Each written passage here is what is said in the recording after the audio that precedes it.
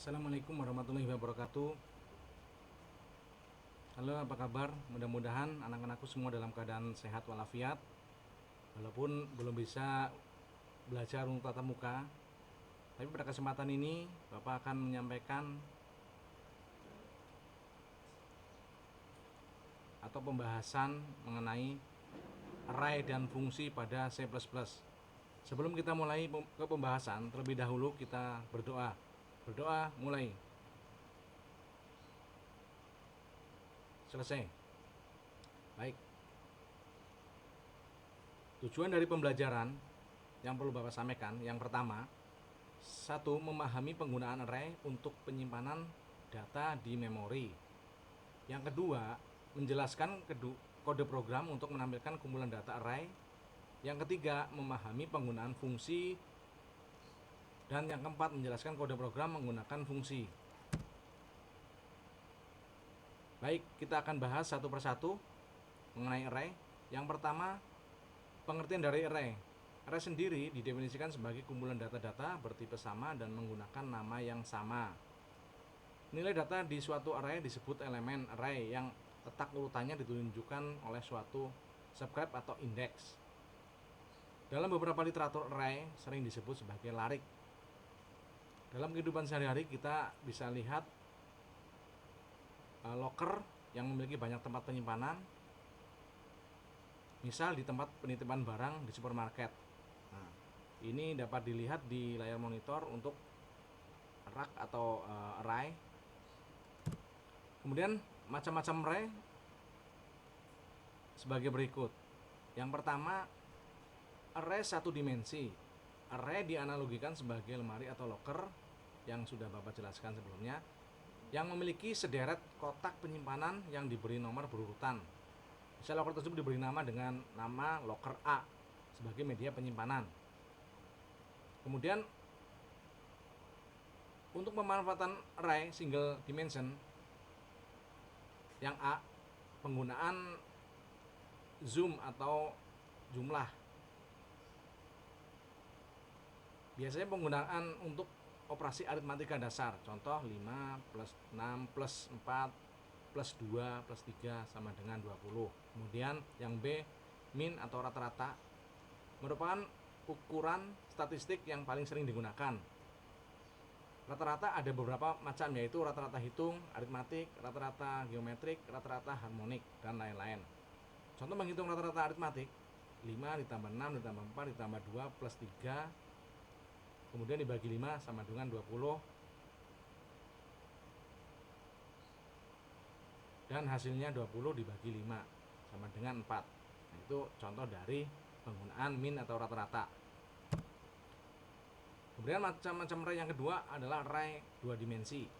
Pada dasarnya array 1 dimensi sama dengan array 2 dimensi. Hanya saja array 2 dimensi sering digambarkan sebagai sebuah matrik, merupakan perluasan dari array 1 dimensi. Itu gambar bisa dilihat di layar monitor.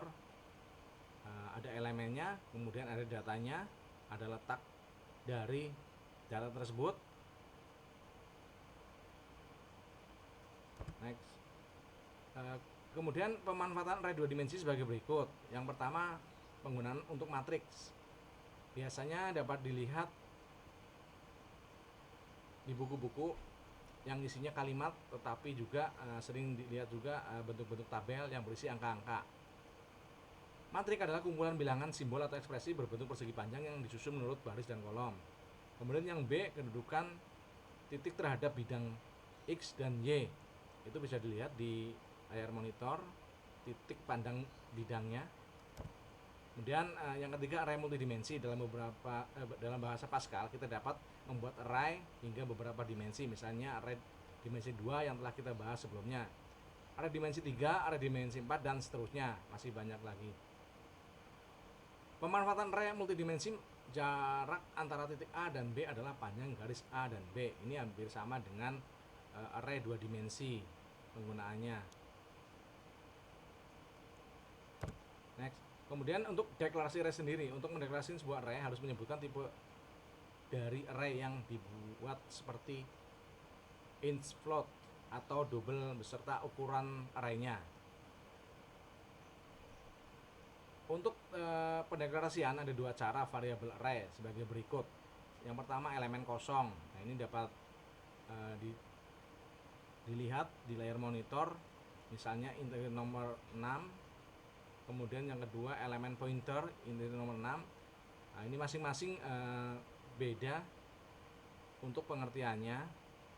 Yang pertama elemen kosong, instruksi tersebut menyatakan suatu variabel array bernama nomor bertipe integer dideklarasikan dan memesan elemen berjumlah 6 buah. Kemudian elemen yang pointer ini dideklarasikan integer nomor 6, kemudian variabelnya diisi. Nah, itu perbedaannya. Untuk variabel 2, 8, 10, 23, 20, 9, kemudian 14.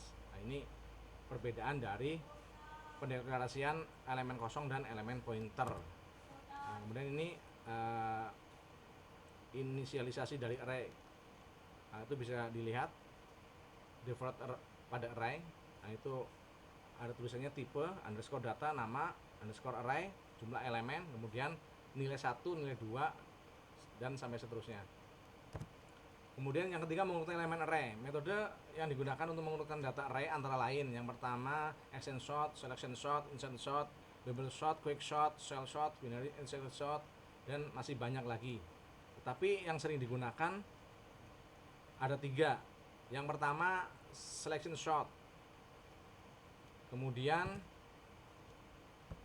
bubble sort, dan yang terakhir insert sort. Nah, kalian bisa baca di buku LKS untuk pengertian lebih jelasnya. Demikian yang bisa Bapak sampaikan untuk materi kali ini. Mudah-mudahan kalian tetap semangat belajar, dan mudah-mudahan yang Bapak sampaikan dapat dimengerti.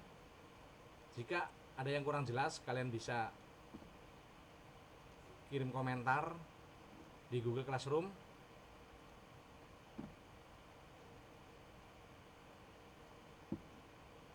Dan untuk materi-materi selanjutnya, Bapak akan jelaskan mengenai contoh dari array tersebut diaplikasikan ke dalam program. Billahi taufiq wal hidayah. Assalamualaikum warahmatullahi wabarakatuh.